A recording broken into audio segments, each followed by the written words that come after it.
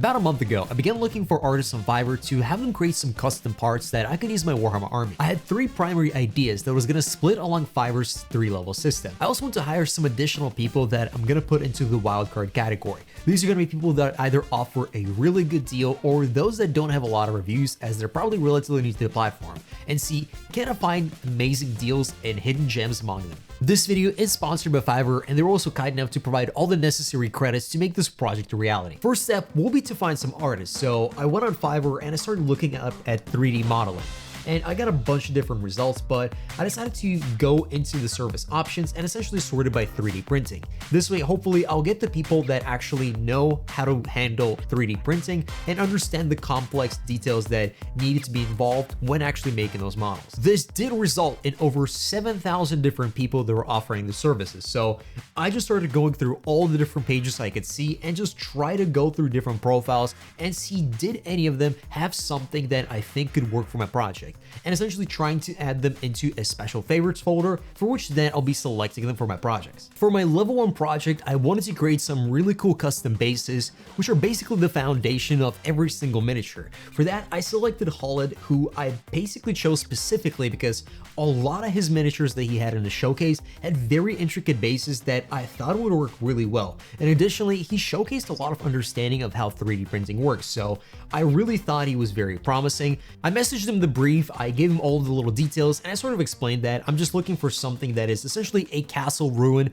but still relatively easy to print, and something not with too many complex details, because I'm looking to FDM print them. For the level 2, I want to create this sort of like futuristic Grimdark helmet, inspired a little bit by essentially the character from For Honor, and also copy his Poleaxe, but make it a lot more grimdark and sci-fi by including a bunch of cables and cool stuff like that. For that, I chose Hernan, who had a very promising profile. I mean, going through his previous work, I was incredibly impressed. I sent him over the brief. He thought it was pretty decent. I had high hopes for him. Now, for the level 3 top seller project, I was really excited about this one. It's the thing that I had the most interest in and something that I really wanted to do.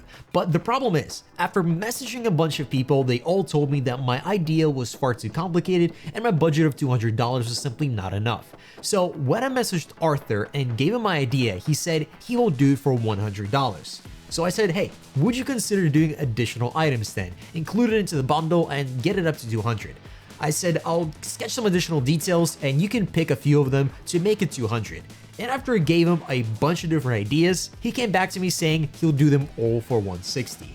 And at this point, I felt like he was undercharging me. So I said, listen, how about you do it for 200 and, just throw some extra details. To give you the idea of my projects, it was essentially going to be this Relic banner combining a skeleton holding a sword that is sort of this like 50-50 of a relic and a banner, which the name comes from. I just really hope he can deliver on it, because that's an incredible value. Now, for the wildcards, there was originally going to be 3 $50 projects that I was essentially going to give to people because they were so vague, I wasn't sure what to expect from them. But the problem is, out of those 3 people, only 1 person actually delivered.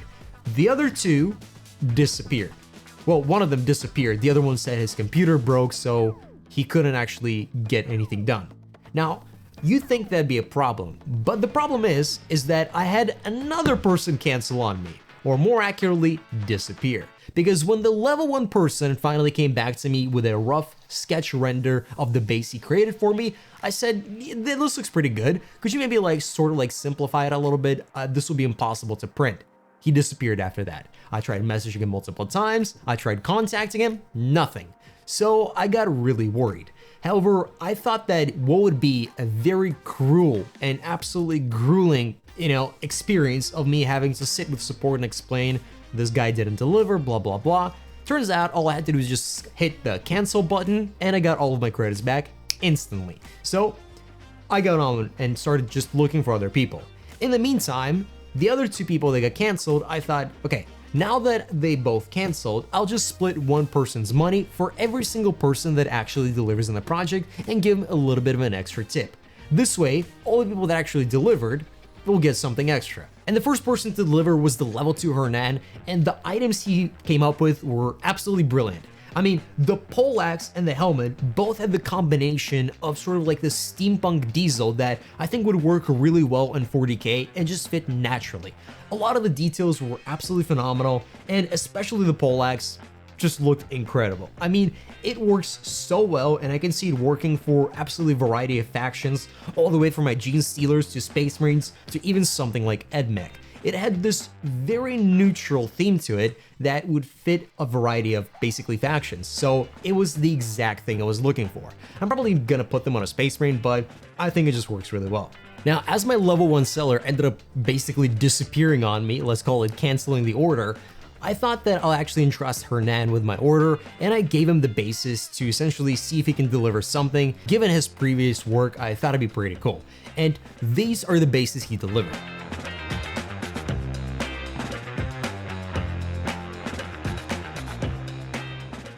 The 5 bases are exactly as simple as I wanted them, primarily because I think if you print out a bunch of them, you don't have to worry about them looking very distinct, as they're very vague in their appearance, as they're essentially just a bunch of stone ruins. Now, for the 40mm, it was perfect. The little stairs that are coming out from it, the bunch of little tiny pipes and the like little cables on the sides of it, the more you look at the base, the more interesting details you're able to find there. It's just perfect, and you can definitely expect to see them in a bunch of my future projects. Now, next up, my wildcard was Mario, and the arm he came back with was simply phenomenal.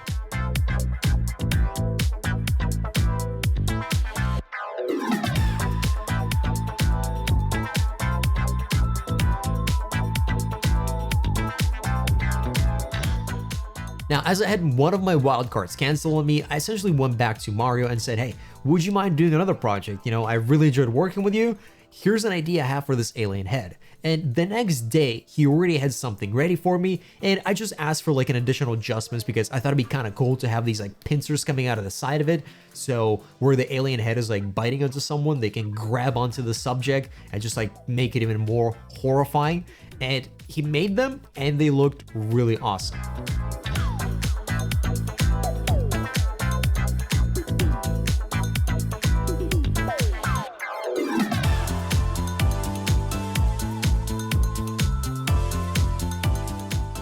Now, after giving everybody $5 to $20 tip, I did end up having $40 left over. So I thought, what if I try finding the ultimate wild cards? I go for the maximum value I could possibly find. And I found these two sellers. Ayan, who has a ton of reviews, and Angelina, who's relatively new to the platform.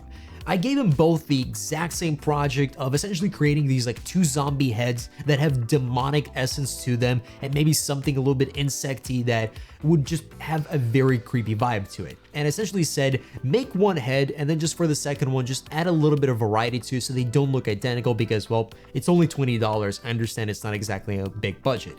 And the next day, Ayan came back to me with these awesome heads.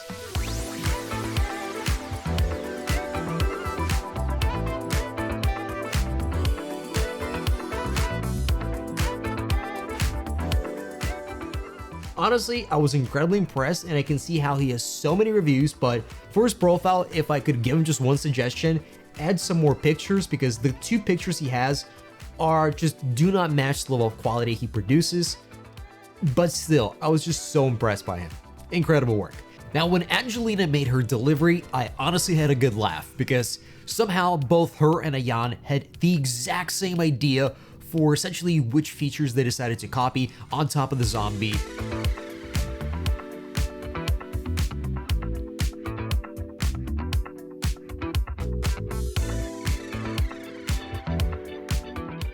Now for the level 3 and the absolute maximum delivery possible, we have Arthur, and these are all the items he ended up making.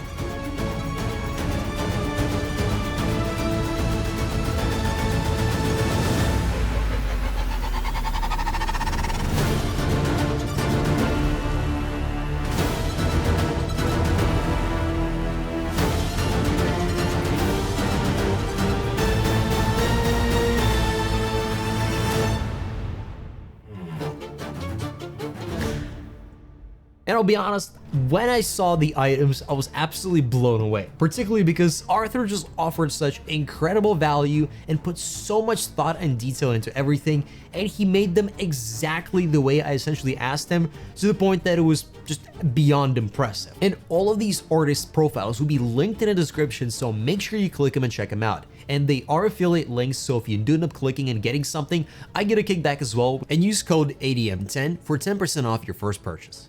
Now, I didn't just stop here. As I've been learning a bit of 3D modeling myself, not enough to make anything as cool as this, but just enough to essentially try a bit of kid bashing. So, I took a few models and made a few alterations, starting with the Dreamcatcher. Essentially what I added was some of these additional spikes on top of it, just because it felt a little bit more Grimdarky. And then additionally, I also included pipes coming out of the side of it, just to make it a little bit more secure. First of all, I took the spear, well, not spear, but like the tip from the Poleaxe and essentially attached it at the top. I think just adds a little bit to the overall shape and silhouette of it. I don't know, I personally really like it. The second thing is I also added a pair of chains that are essentially holding the skeleton to the relic. And then additionally, I also increased the size of the sword. Final detail, and it's just one small thing, I added these like tiny little spikes at the sides just because spikes look awesome.